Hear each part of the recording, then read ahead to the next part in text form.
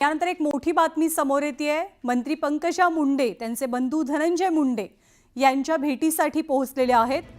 सातपुडा या निवासस्थानी मुंडे बहीण भावाची भेट झाल्याचं कळतंय। धनंजय मुंडे यांनी 2 दिवसांपूर्वी आपल्या मंत्रिपदाचा राजीनामा दिलाय आणि या राजीनाम्याच्या पार्श्वभूमीवरती होत असलेली ही भेट महत्त्वाची मानली जाते। पंकजा मुंडे धनंजय मुंडेंची भेट घेण्यासाठी सातपुडा निवासस्थानी पोहोचल्या। राजीनाम्यानंतर झालेली ही पहिलीच भेट आहे। या दोन भावा बहिणींमध्ये साधारणतः 1.5 तास चर्चा झाल्याची माहिती मिळते। आणि आरएसएसचे माजी सरकार्यवाह यांनी मुंबईमध्ये मराठी भाषेसंदर्भात एक वक्तव्य केलं आणि वादाला तोंड फुटलं। मुंबईत प्रत्येकाला मराठी भाषा येणं गरजेचं नाही असं भैयाजी जोशींनी म्हणताच महाविकास आघाडीसोबतच मनसेनं सुद्धा टीकेचे आसूड ओढले। पण आपल्या वक्तव्याला होणारा वाढता विरोध पाहता भैयाजी जोशींनी आपलं वक्तव्य सावरण्याचा प्रयत्न केला, पण तोवर झालेलं डॅमेज बरंच मोठं होतं। मुंबईची एक भाषा नाही, मुंबईच्या अनेक भाषा आहेत, पण त्या भागाची काही भाषा असते।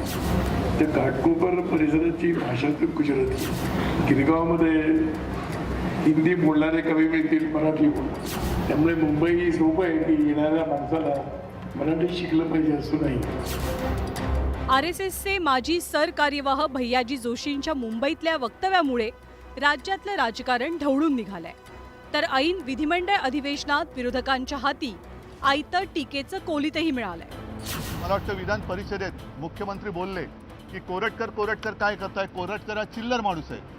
तसं मुख्यमंत्र्यांनी जाहीर करायचं भैयाजी काय करतायत, भैयाजी जोशी हा चिल्लर माणूस आहे। मराठी भाषेचा सरळ अपमान झाला, 106 हुतात्म्यांचा अपमान झाला। हे औरंगजेबाने केलं नाहीये काल।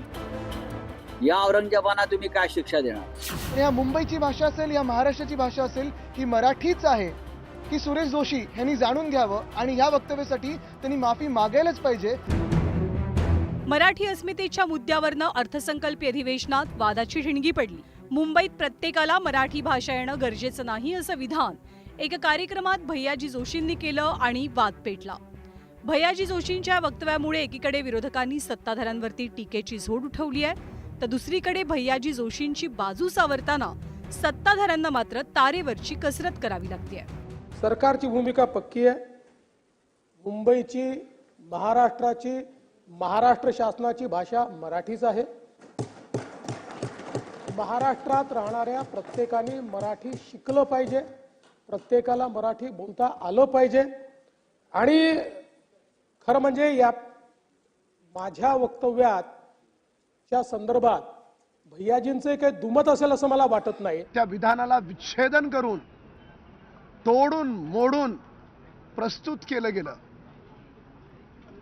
मुंबईची भाषा महाराष्ट्राची भाषा कालही मराठी होती, आजही मराठी आहे आणि आमच्या सरकारनं तिला अभिजात भाषेचा दर्जा दिलाय। भैयाजी जोशींच्या वक्तव्यावरनं टीकेची धारधार तलवार उपसली ती ठाकरेंच्या शिवसेनेने। या शाब्दिक युद्धाचं नेतृत्व केलं स्वतः उद्धव ठाकरेंनी। त्यांनी टीका करताना भैयाजी जोशींना थेट अनाजी पंतांची उपमा दिली।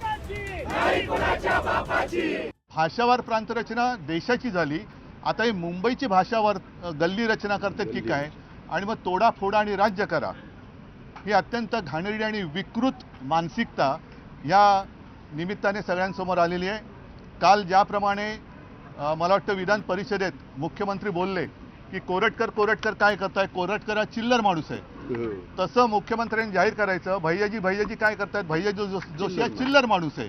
मग एक तर त्यांनी तो चिल्लर म्हणून जाहीर करावा, नाहीतर या चिल्लरचा काय बंदा रुपया असतो त्याच्यावरती राजद्रोहाचा गुन्हा दाखल झाला पाहिजे। पण या मुंबईची भाषा असेल या महाराष्ट्राची भाषा असेल ही मराठीच आहे की सुरेश जोशी यांनी जाणून घ्यावं आणि या वक्तव्यासाठी त्यांनी माफी मागायलाच पाहिजे।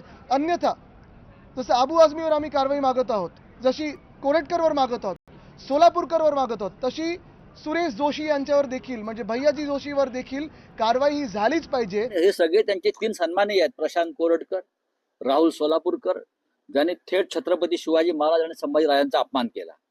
आणि आता इथे छत्रपती शिवाजी महाराजांनी स्थापन केलेल्या या महाराष्ट्र राज्याच्या मराठी भाषेचा अपमान भारतीय जनता पक्ष आणि राष्ट्रीय स्वयंसेवक संघाचे प्रमुख नेते करतायत। आणि लाचार सगळे सरकारमधले खाली मान घालून बसलेले आहेत. हे कौरव आहेत. पण आपल्या वक्तव्यामुळे उफाळलेला वाद विचारात घेऊन भैयाजी जोशींनी आपल्या विधानाचा विपर्यास झाल्याचं स्पष्टीकरण दिलं. मी केलेल्या एका विधानामुळे गैरसमज झाला आहे असं मला वाटतं. महाराष्ट्राची भाषा मराठी आहे आणि मुंबई हे महाराष्ट्राचाच भाग आहे, त्यामुळे मुंबईची भाषा मराठी याच्याबद्दल कुठेही दुमत असण्याचं काही कारण नाही. दरम्यान महाविकास आघाडीच्या नेत्यांनी हुतात्मा स्मारकाला अभिवादन करत भैयाजी जोशींचा आणि सरकारचा निषेध केला. भैयाजी जोशी मराठीबद्दल बोलत असताना व्यासपीठावर त्यांच्या बाजूला होते भाजपचे आमदार आणि मंत्री मंगलप्रभात लोढा. तर भैयाजी जोशींनी जिथे हे विधान केलं तो विद्याविहारचा परिसर भाजप आमदार राम कदमांच्या मतदारसंघाला अगदी लागूनच आहे. त्यामुळे सत्ताधारी भाजपची चांगलीच राजकीय कोंडी झाल्याचं पाहायला मिळालं. खरं तर मुंबईमध्ये महानगरपालिका निवडणुका तोंडावरती असताना प्रांतीय आणि जातीय अस्मिता टोकदार होताना दिसतेय. पण अशातच भैयाजी जोशींच्या वक्तव्यामुळे पुन्हा एकदा मराठीचा मुद्दा चर्चेत आलाय. Bureau report, news 18 Lokmat.